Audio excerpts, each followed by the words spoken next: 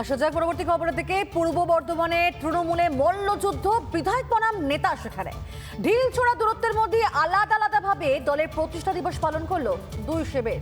দেখুন সে ছবি।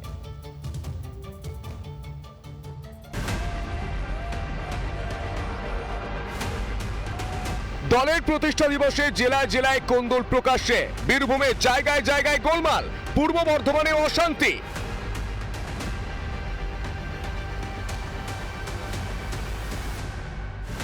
একদিকে বিধায়ক মানগোবিন্দ অধিকারী, অন্যদিকে প্রাক্তন বিধায়ক তথা পূর্ব বর্ধমানের জেলা তৃণমূল কংগ্রেসের নবনির্বাচিত সহ সভাপতি বনমালী হাজরা একই দিনে ঢিল ছোড়া দূরত্বের মধ্যে দলের প্রতিষ্ঠা দিবস পালন করলো দুই শিবির। এতেই শাসকের সংসারে ফাটল প্রকাশ্যে।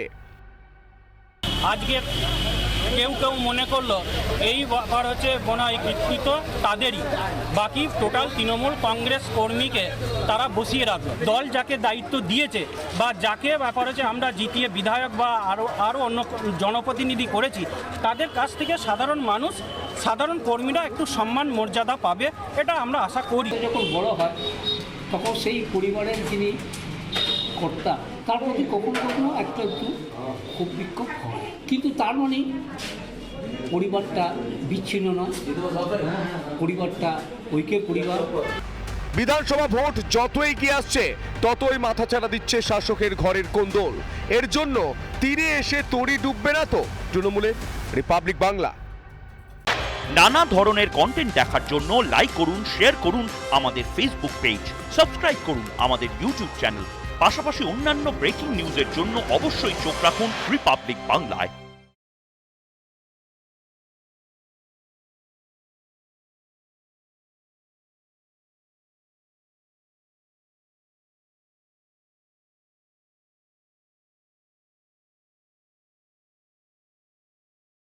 নানা ধরনের কন্টেন্ট দেখার জন্য লাইক করুন, শেয়ার করুন আমাদের ফেসবুক পেজ, সাবস্ক্রাইব করুন আমাদের ইউটিউব চ্যানেল। পাশাপাশি অন্যান্য ব্রেকিং নিউজের জন্য অবশ্যই চোখ রাখুন রিপাবলিক বাংলায়।